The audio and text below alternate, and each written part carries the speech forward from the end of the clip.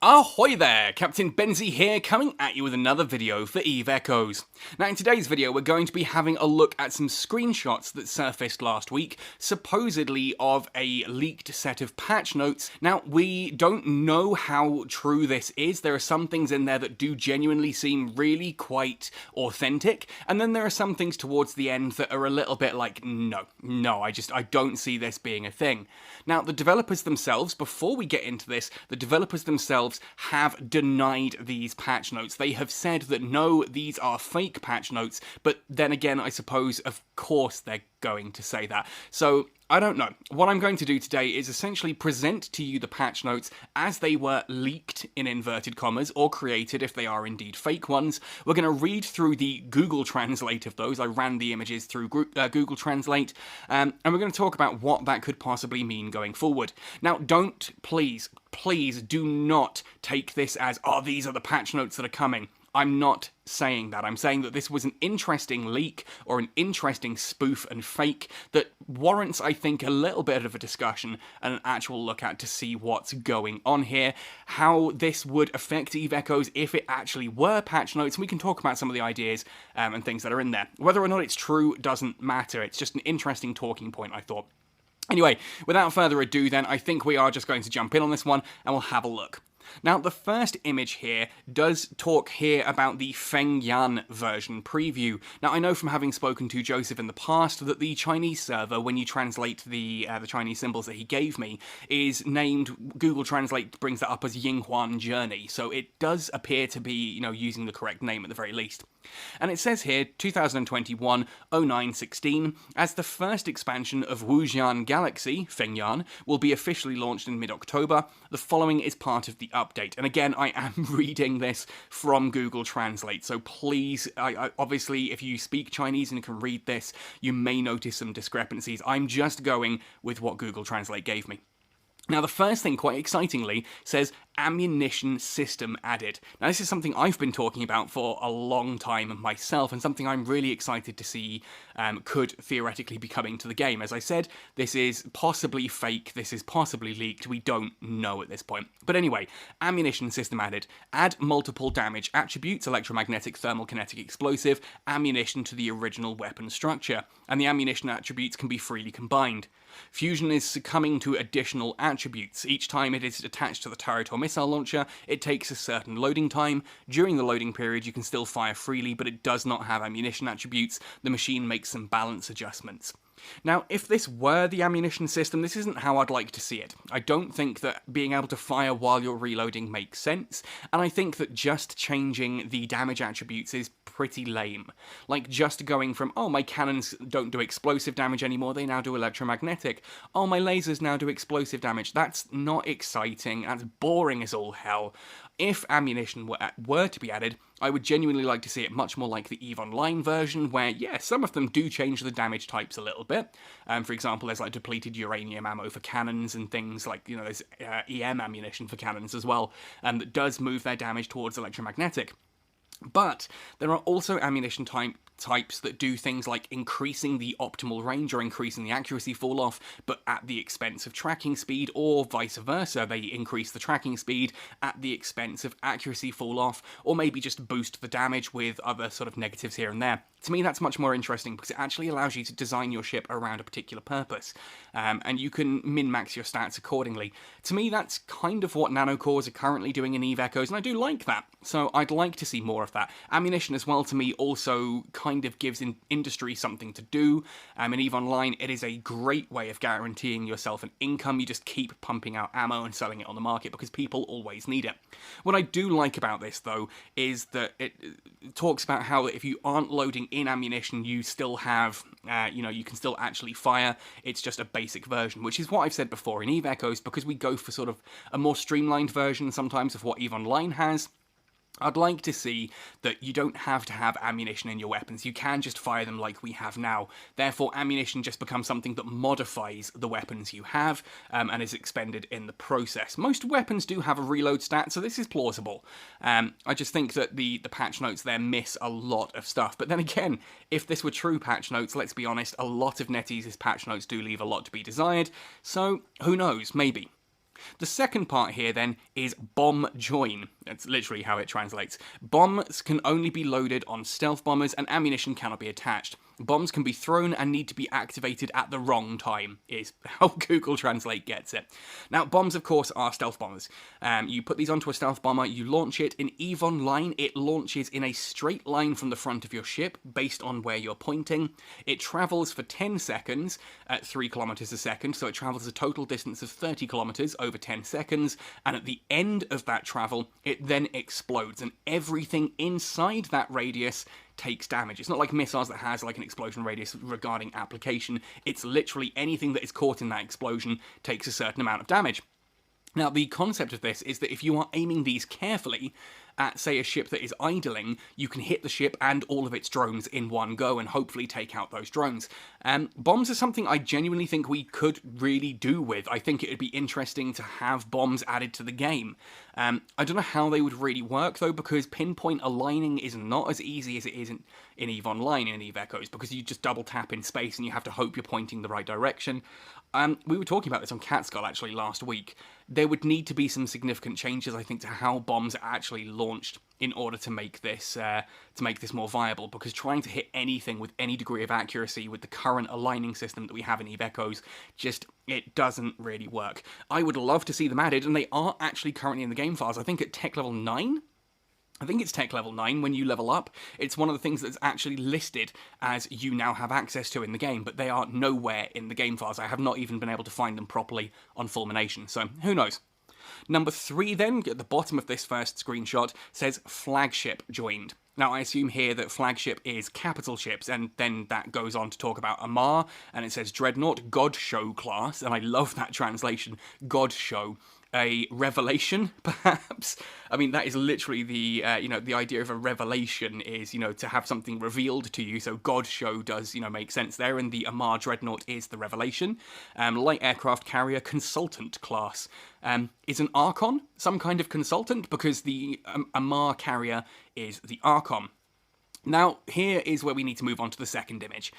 The top of this image is that same thing there, those flagships, capital ships, dreadnoughts, the Revelation, and the carrier, the Archon. It then moves on to the Caldari, where it says Phoenix for dreadnought and Chimera for light aircraft. Both of those are correct names.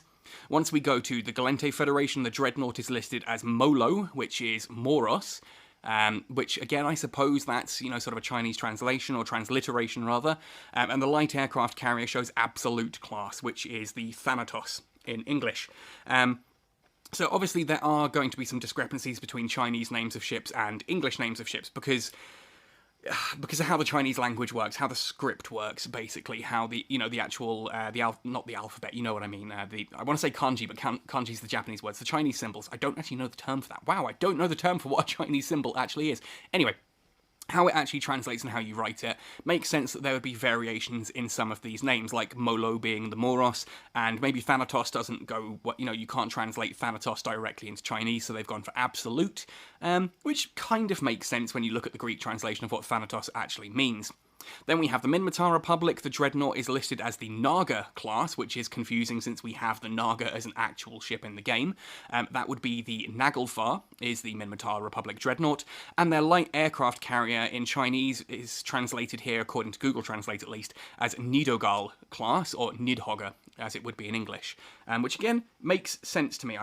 This is an interesting side. We know that those are going to be the 4 carriers and the 4 dreadnoughts that are coming, so this is definitely believable. Then we have Union Mining, Industrial Command Ship Orca class, and Flagship class Industrial Ship Lake Whale class. Now, this confuses me, because lake whale, I suppose, could be the Chinese term for what we refer to as a porpoise, which is, of course, one of the ships in-game, and again, this is in the game files. The Orca and the porpoise are both in the game files. You can look at them. I did a video on Fulmination, looking at them and their stats. I pulled them into existence. Interestingly, though, it says Industrial Command Ship Orca and Flagship Class Industrial Ship Lake Whale. The porpoise is the smaller of the two, but here, apparently, it's the flagship class. That should be the other way around in my thoughts, unless basically the lake whale is possibly the Rorqual, which, crikey, that would be insane if that were actually coming, wouldn't it? As it happens, though, I don't think this is true here. We know that the developers, when they've been questioned regarding things like mining command bursts, the mining foreman link, in the past in dev Q&As, they've said, no, not yet, this is not ready to come. And I get that if you wanted to make some fake patch notes, looking at the concept of bringing out the dreadnoughts and carriers, you'd probably want to have those industrial mining ships added. And I actually talked about this in a recent dev Q&A when it was asked about this. I don't think it's a good time to add these because mining at the moment is in a situation where ores are near worthless. You don't want to continue this race to the bottom until we have some good ore sinks. And I know what you're thinking, hang on Benzie, they're talking about capital ships. Aren't capital ships going to be a good ore sink? No, not really. We can already see that what the components to build a capital ship require to be constructed. And the definite gatekeeper there is the ISK, not the ore. And yeah, okay, maybe they could adjust it here, but as you'll see in a moment, there's no adjustment in this patch notes to any of these blueprints. Again, perhaps it could be something that was stealth nerfed, and they've put it into this update when it launches. I'm still of the opinion that this is very much fake patch notes, but it's very well written, and the way that it's done in those screenshots is very, very convincing. Anyway, if we move on here, the next bit is we will update the official service after the regular maintenance on September 29th, but forgot to open the new Begwo Industrial Manufacturing. I'm not sure what that translation there at the end is. Again, I don't read Chinese. If you do, perhaps you can tell me what that actually says. I'm just going with, essentially, I pulled the images into the Lens app on Google and translated what it picked up. And that's what it came out with. So this is suggesting September 29th. Well, today, as I'm recording this, is the 20th of September, so I guess we'll find out in 9 days if this is true or not. Anyway, then it has number 4 here, with the jump bridge building added. Now, before I read the notes here, this is an interesting part for me, because jump bridges are something that is ultimately to do with Black Ops battleships, where you can create a covert ops jump and people can jump to that point with certain ships and so on and so forth. Here, however, it appears to be on a building called a Yuiquan Bridge. As a strategic core building has been fully put into use. It can only be destined in level 3 Sovereign Fortress, that is, there is no possibility in use of cash withdrawal. I'm not sure that last bit of the translation there, but it looks like you'd need to have a level 3 Citadel, Corporation Citadel, in order to use this. What, to me, that suggests is that maybe it uses the entire anchoring points for that particular Citadel, which seems ridiculous, frankly. But hey, there we go. Who knows? Level transition bridge can be connected to one transition point. Each level can be connected to an additional transition point up to level 3. Now this seems to suggest that you could actually essentially create a network of gates between certain citadels. So if you have an entire region of space, you could jump from one citadel to another instantly using these jump points, using these structures, which is a really interesting concept. I'm not going to lie, I actually quite like that concept. Being able to jump from one of your corporation citadels to another corporation citadel instantly is pretty cool as far as things go for, like, reinforcements. Obviously, that is then counterbalanced, if I'm right, by these essentially using up the entire of the anchoring point, so that citadel doesn't do anything else. You don't get the bounty management center or tax management center or any of the engineering stuff. So the idea is that perhaps you would have a citadel in one system that has all of those nice bounties and bonuses, then one system across you have one of these jump citadels, is what I would call it there, a Yuiquan Bridge, however you pronounce that, so that you could jump from your home system, you move one across, you then jump like 18 systems away to a different system, and then you can go one across into their actual corporation citadel. That, to me, is a really interesting concept, and if this isn't fake, that's kind of exciting, and if it is fake, well, Netties, I hope you're taking note. That's a pretty cool idea. Then we come to part 5 here, balance adjustment. Increase the damage of all light drones by 8%. Increase the damage of all medium-sized drones by 6%, increase the damage of all heavy drones by 5%, and all sentry drones are still strengthening 6. I'm assuming that means 6% again there. This, I don't know. I'm, again, of two minds here. Yes, drones are the lowest DPS system in the game, but they don't need buffs. There is no way in hell anyone out there is looking at drones and going, you know, these just aren't good enough for what I need. Ultimately, drone ships are still the PvE kings and champions, and ultimately, if you want to go into PvP, they're still amazing as well. Anyone is going to think twice about jumping a Dominix or a Geddon for the simple fact that, okay, they may be sitting there in like a storyline encounter and doing stuff with their large drones or whatever, but they can pull those back and change them to medium or small drones and kick the ever-living crap out of you.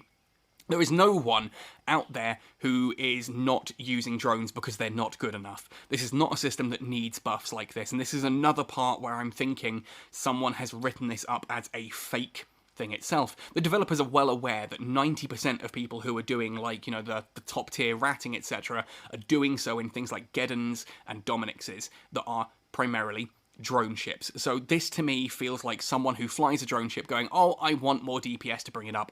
I think the developers are well aware that that drones already do enough and they do not require additional damage. They're balancing is the fact that they do less damage than other systems. We talked about this in this week's developer Q&A when someone was talking about why isn't there a drone disruptor? That's unfair. Drones are unbalanced because there's no drone disruptor. No, drones require more skill points. Drones ultimately have more versatility. They're also the only weapon system that you can actually destroy. You can shoot drones. You can web drones. You can actually put disruptors, current tracking disruptors, on drones, and that does reduce their ability to hit. So there are ways to disrupt drones as it stands. Adding a drone disruptor, definitely not necessary. Increasing drone DPS, also definitely not necessary. People are well aware drones are pretty good as they are. So that to me sounds like someone who doesn't really know what they're talking about, making patch notes because they like drones. Again, I hate the thought that this could all be completely true. I'm saying all of this and I'm going to have to swallow these words later. Anyway, as we come a little bit further down, the abnormal structure plugin of Prosecutor, Inspector, Angel was replaced by the Armored plugin. Now, to me, this, when we're talking about Prosecutor and Inspector Angel, I think we're talking about Scout and Inquisitor anomalies in Angel. And why on earth are they replaced with Armored plugins? Armored plugins, I'm guessing, are rigs, abnormal structure rigs. I guess that in Angel space right now you can get hull rigs, transverse bulkheads and things like that for, you know, increasing your hull tank. So yeah, perhaps actually giving Angel armor rigs would be pretty cool, and I'm not against that. I think that would be a good thing to give the Angel Cartel anomalies, because Angel Cartel ships work really well armor tanked. They genuinely do. There is no reason necessarily to shield tank any of the Angel Cartel ships. They don't get bonuses to shields. They don't even have a bigger shield tank than they do armor. So that I actually kind of hope that that's true. That would be awesome, especially as someone who does armor tank a lot of his ships, even in Angel space. But that's another topic for another time. That could be interesting. I do think, however, that the Angel Cartel really needs to have the travel rigs back, the navigation rigs. It makes no sense that the pirate faction that is all about speed and like has the most agile and some of the fastest ships in the game doesn't get the navigation rigs. That just makes no sense. Get rid of the drone rigs, get rid of the hull rigs, give us navigation rigs back, and give us these armor rigs. That would fix Angel Space to a certain degree as far as I'm concerned. Being able to get auxiliary thrusters, polycarbon engine housing, transverse bulkhead armor rigs, things like that, that would be really cool. I think that would actually go a long way to helping Angel Space. We then have the speed of some ships in the special space has been corrected. Again, I can only think this is talking about Angel Cartel because it is sort of an indented off the side here. This is possibly to do with the fact that the Macarials are still ridiculously fast in Angel Space. Angel Space has this thing where essentially it's some of the hardest content in the game because of how difficult some of these ships can be to actually pin down. If you are going into an Angel, like Overseer Dead Space, you're going to need to actually have a tackle ship with you, which I don't think you need for any of the other anomalies, really. Sancha might be the only exception to that. But in addition to them arguably being more difficult than all of the other anomalies, the loot is just terrible by comparison. We've talked about this before, so I think that'd be an interesting way of doing it. We then have some ship changes. The basic flight speed of the Asham class, which I assume means the Ashamu, has changed from 231 meters per second to 252 meters per second, and the basic energy grid output has changed from 1162 megawatts to 100 megawatts. Again, I'm assuming that's a typo there, and I don't believe this. I don't believe that the Ashmu is going to be buffed by making it faster and it being the only ship in the game that is getting a speed buff, the only one of the Blood Raiders even that are getting a buff like this. That, to me, just does not make sense, and certainly that typo there. I don't think that even if that was 1,000 megawatts, dropping it the energy grid output of the Ashimu from 1162 down to 1,000. I've not actually checked if the current Ashimu is 231 meters per second and 1162 megawatt power grid, but I think dropping to 1,000 megawatts, it's too much of a round number, and these devs don't like round numbers. As you may have seen when you saw that, like, they changed the DPS on things like railguns and lasers, but when you actually work that out, a lot of these and, like, optimal ranges now are things like 14.8 or 12.36, which, is not a round number. These developers don't care for round numbers. So this, to me, just feels wrong and fake. The flying speed of Tornado Class 2 has been changed from 171 meters per second to 178 meters per second, but apparently the Tornado and the Tornado 3 are fine.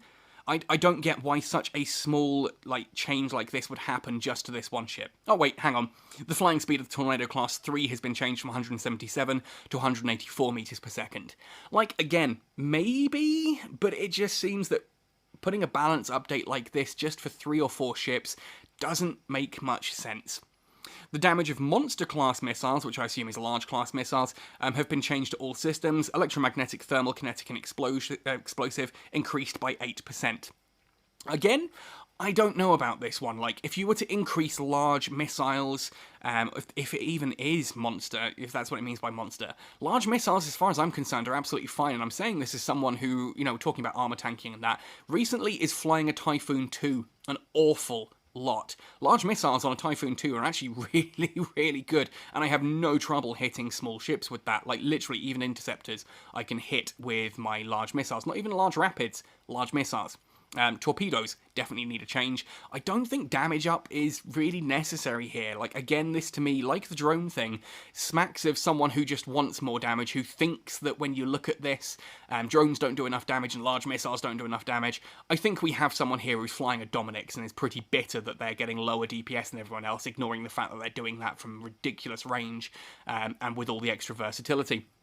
Again, I may have to eat my words if this does turn out to be true, it just doesn't feel it. Let's move on to the third image then, and again we've got a little bit of repeat here where the screenshot obviously is catching the bottom of the previous screenshot, but the first new bit says the storage capacity of the Fox class ship has been increased from 17,000 cubic meters to 17,700 cubic meters.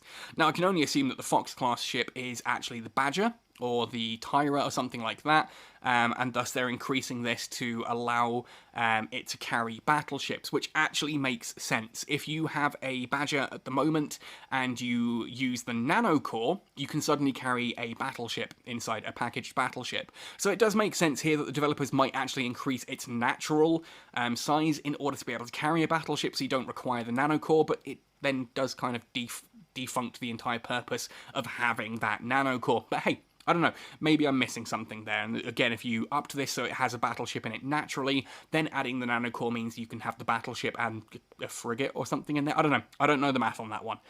Interesting, could be real. The operation of the Violent Large Cannon will increase the tracking speed of the large cannon by 3% for each upgrade level.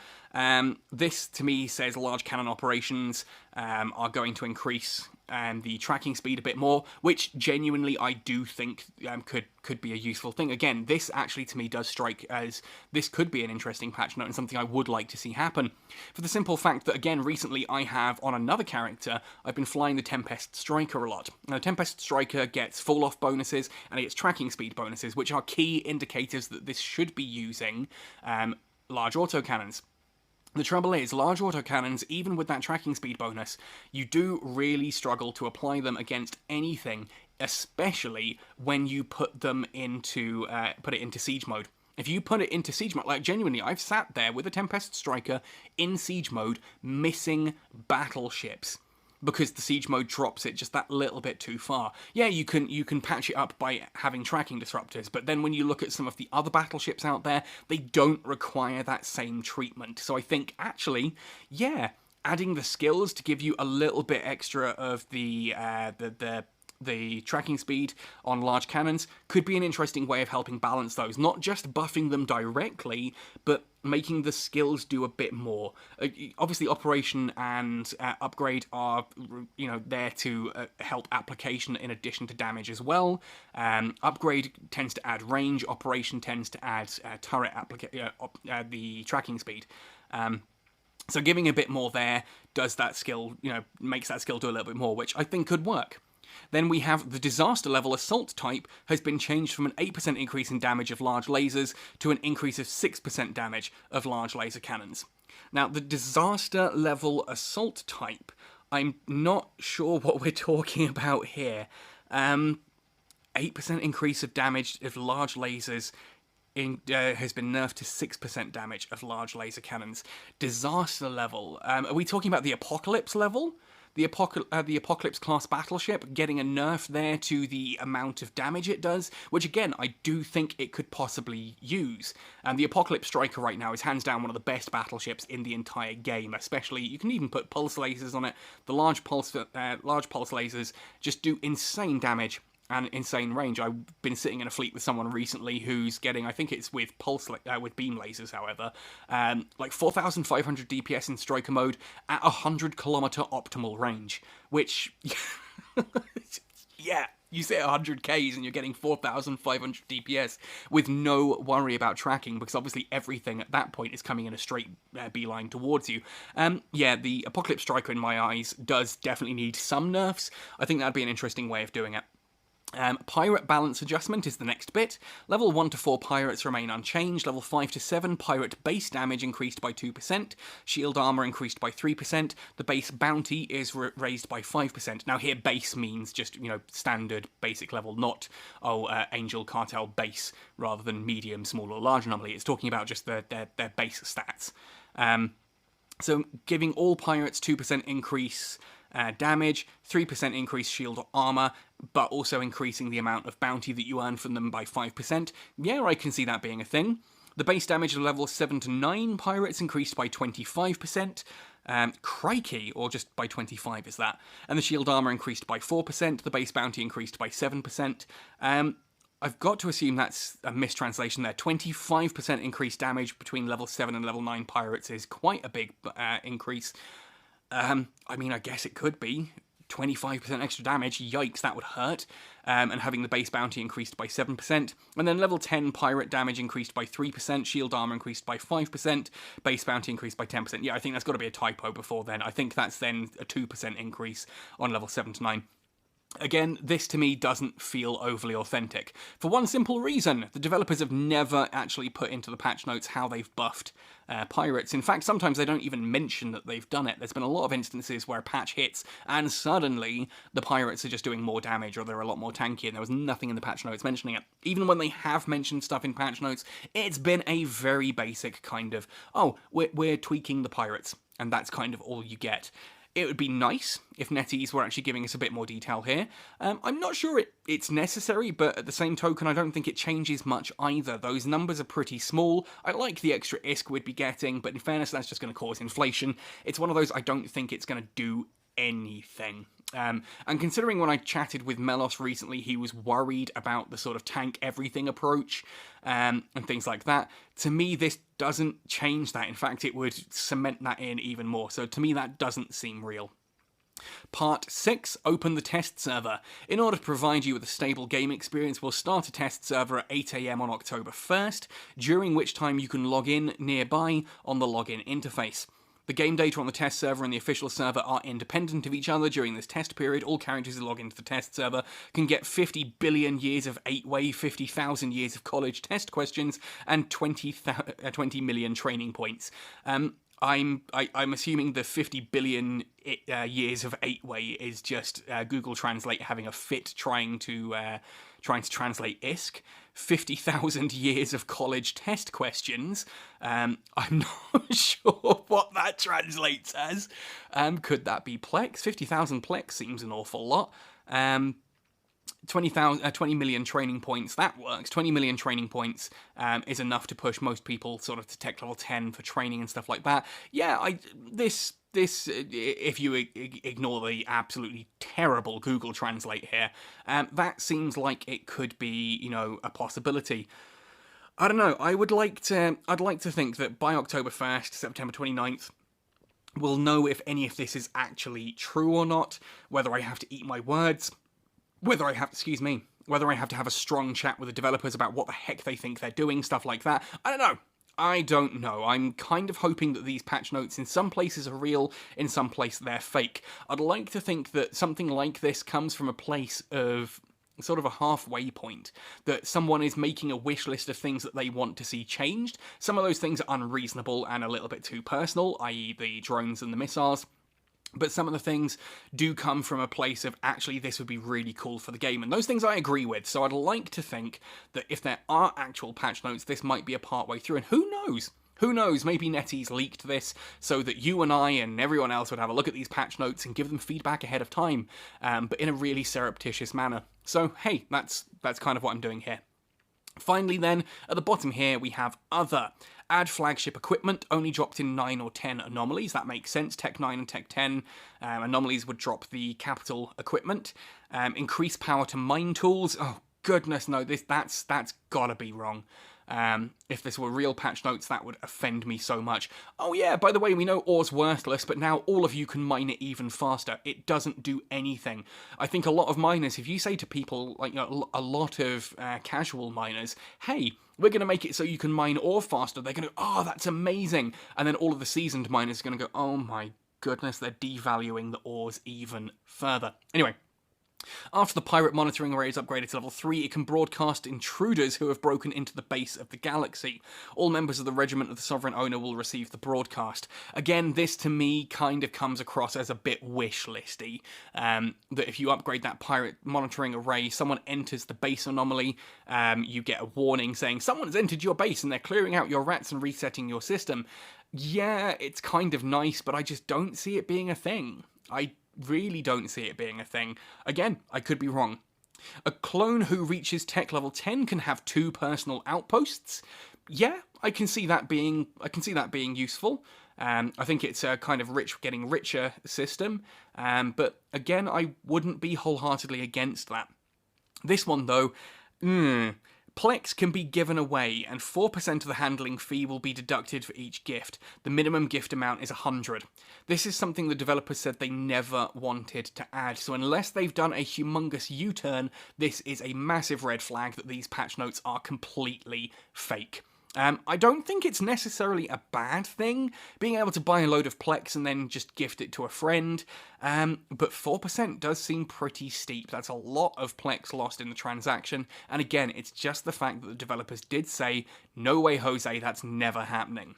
The game engine is optimized and the client needs to be re-downloaded, fixed the bug that the ship warehouse was opened and stuck in the area outside the building, added language selection to customer service center, English, Chinese, Russian, Japanese, Korean, Spanish, Italian, French, and German.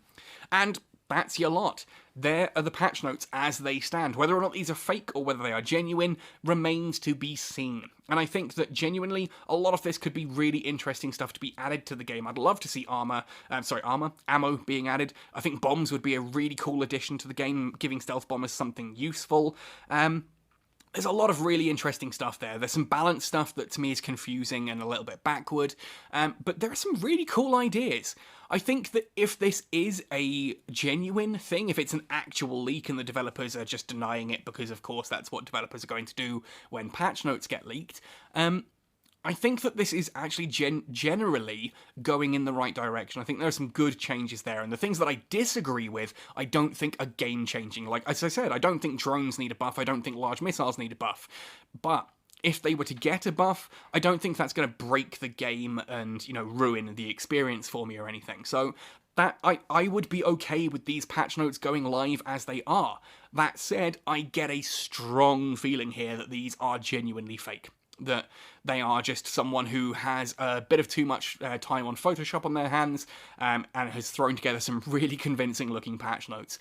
I am my ideal situation is a mix of the two, that I would want it to be genuine for the most part, with a couple of changes and tweaks here and there, and hopefully some additions, interceptor nerfs and explorer frigate fixes, things like that. But I think if this were to go live as it stands, I would actually be okay with that.